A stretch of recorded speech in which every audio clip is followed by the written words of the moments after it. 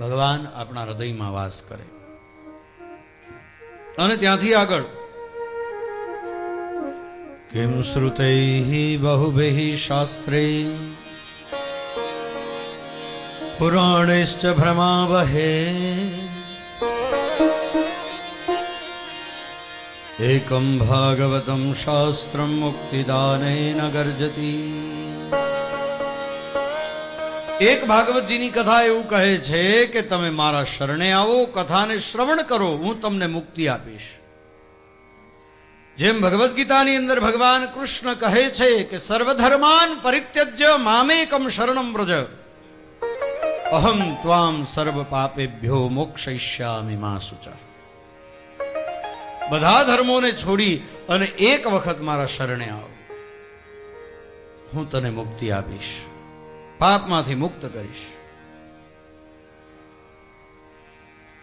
ભાગવતજીની કથા એ પણ એવું જ કહે છે કે હું તને મુક્તિ આપીશ. સનત કુમારોએ કથાનો પ્રારંભ કર્યો અને પ્રારંભ થતાની સાથે એક આશ્ચર્ય થયું છે. અને આશ્ચર્ય કેવું થયું?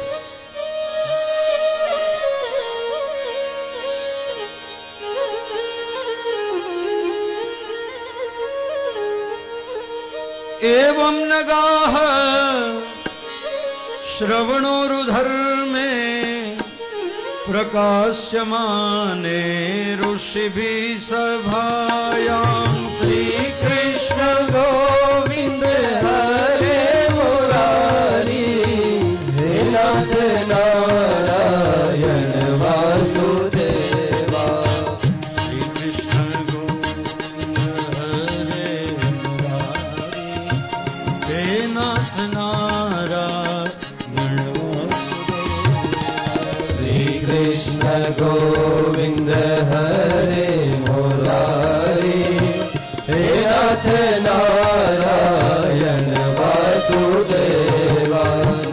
एवं नगाह श्रवणोरुधर्मे प्रकाश्यमाने ऋषिभिः सभायां श्री कृष्ण गोविंद हरे मुरारी हे नाथ नारायण वासुदेवा.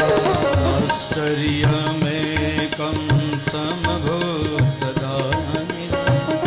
तदुच्यते शृणु शौनकत्वं. श्री कृष्ण गोविंद हरे मुरारी हे नाथ नारायण वासुदेवा. भक्ति सुतो तो तरुणो गृहीत्वा प्रेमे करूपा सहसा विरासे. श्री कृष्ण गोविंद हरे मुरारी हे नाथ नारायण वासुदेवा. श्री कृष्ण गोविंद हरे मुरारी नाथेति नामानि मुहुर्वदन्ति.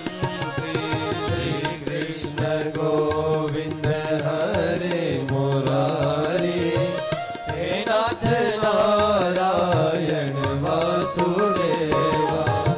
तांचागतां भागवतार्थभूषां सुचारुवेषां ददृशुः सदस्याः. श्री कृष्ण गोविंद हरे मुरारी हे नाथ नारायण वासुदेवा.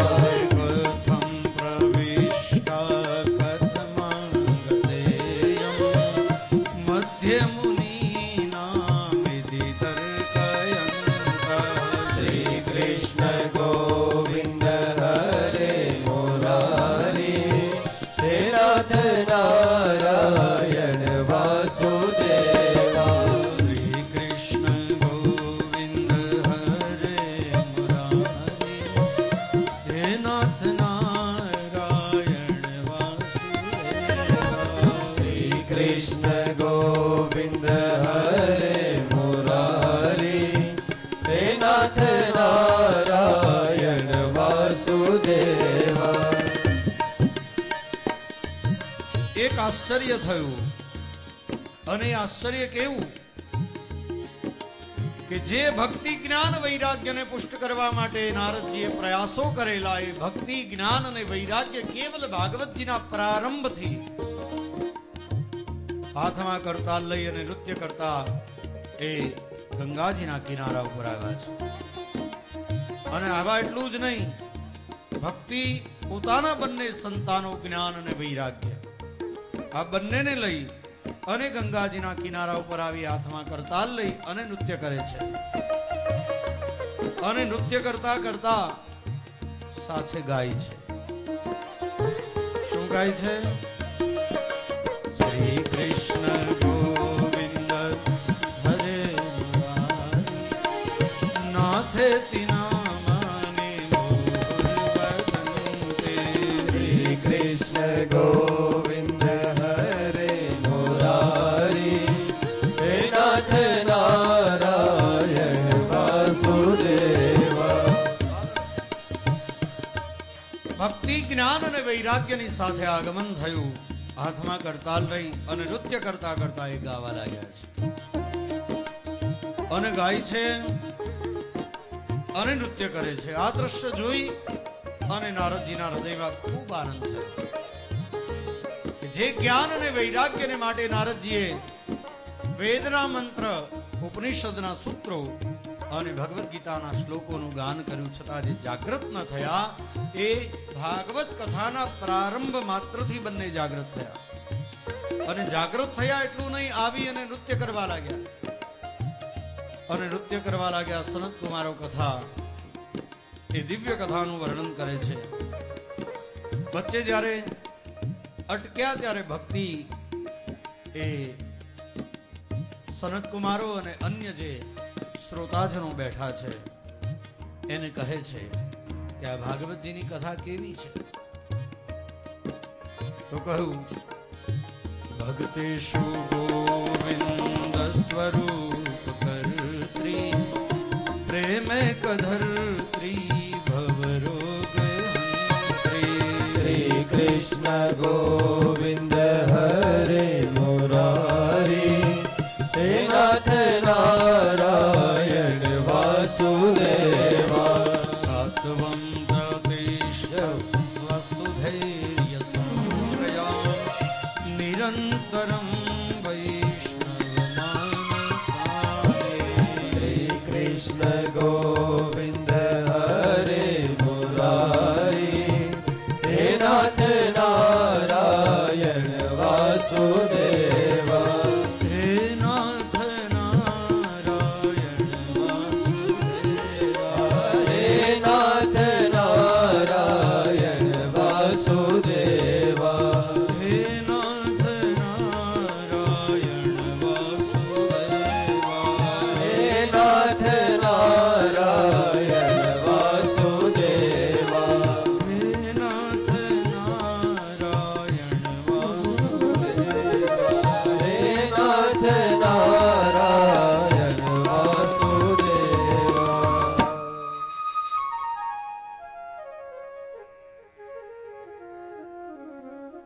ભક્તિ જ્ઞાન અને વૈરાગ્યને સાથે લઈ ગંગાના કિનારા ઉપર આવ્યા અને હાથમાં કરતાલ લઈ અને નૃત્ય કરે છે. અને નૃત્ય કરે છે એટલું જ નહીં, ભક્તિ કહે છે કે ભાગવતજીની કથા કેવી છે? એક તો સામાન્ય માણસ હોય એને ભગવાનનો ભક્ત બનાવે, અને ભક્ત હોય એને ભક્તેષુ ગોવિંદ સ્વરૂપ કર્ત્રી, ભક્તને ભગવાન બનાવી દે. ભાગવતજીની કથા છે, ભક્તને ભગવાન બનાવી દે. ભક્તેષુ ગોવિંદ સ્વરૂપ કર્ત્રી પ્રેમે કધર્ત્રી ભવરોગ હંત્રી. ભગવાનનો પ્રેમી બનાવે અને આ ભવરોગ છે એ ભવરોગમાંથી એને મુક્ત કરે. અને એટલું જ નહીં, સાત્વમ ચતિષ્ઠસ્વ સુધૈર્ય સંશ્રયા નિરંતરમ વૈષ્ણવમાનસાની. સતત વૈષ્ણવોના માનસની અંદર એ ભક્તિનું સિંચન કરે અને ભગવાનનો ભક્ત બનાવી અને પછી એને ભક્ત બનાવ્યા પછી ભગવાન બનાવી દે, આ તાકાત છે. અને ભક્ત થયા પછી ભગવાન થવું દૂર નથી, આમાં આપણે તો થવું નથી, આ તો એક વાત છે. ઘડવૈયા અમારે ઠાકોરજી નથી થવું. હા, આપણે ક્યાં ઠાકોરજી થવું છે? ભક્તને ભગવાન બનાવી દે એનું પ્રમાણ તમને આપું કે જલારામ બાપા થઈ ગયા આપણી નાતમાં. આપણા જેવા માણસ જ હતા ને, બોલો, આપણા જેવા હતા કે બીજું કઈ હતું? ભક્ત હતા ભગવાનના. આજે ભગવાન થઈ ગયા કે નહીં? હવે તમે કહેશો કેવી રીતે? તો તમને બધાને ખબર છે કે ઠેર ઠેર જલારામ બાપાના મંદિર છે. મુંબઈમાં કેટલાય મંદિર તો હશે,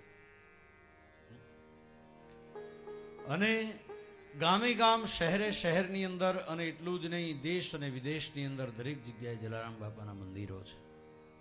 અને મંદિરો છે એટલું જ નહીં, ત્યાં લોકો રોજ પૂજા કરે, માનતા કરે, અને શ્રીફળ વધેરે, અગરબત્તી કરે, દીવો કરે, રોજ આરતી થાય. આરતી કોની થાય તમને ખબર છે? ભગવાન હોય એની. તો આનો અર્થ એ ભગવાન થઈ ગયા. બોલો, થયા કે નહીં? આવા અનેક પ્રમાણો આપવું. દાખલા તરીકે સાંઈ બાબા.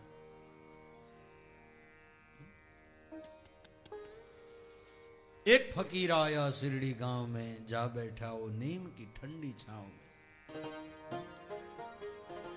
સાંઈ બાબા આપણા જેવા જ હતા, પણ છતાં એવી ભક્તિ કરી કે લોકો એને ભગવાન સમજી અને એની પૂજા કરવા લાગ્યા.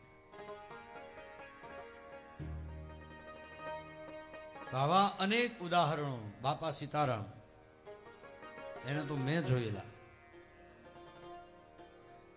8-10 વર્ષની મારી ઉંમર હતી ત્યારે એમણે દેહને છોડ્યો. એટલે મારી સાંભળની વાત છે, પણ છતાં આજે તમે જુઓ તો ઠેર ઠેર એમના મંદિરો છે. આરતી, પૂજા, એમની આરતી ગવાય. જલારામ બાપાની આરતી ગવાય, સાંઈ બાબાની આરતી ગવાય.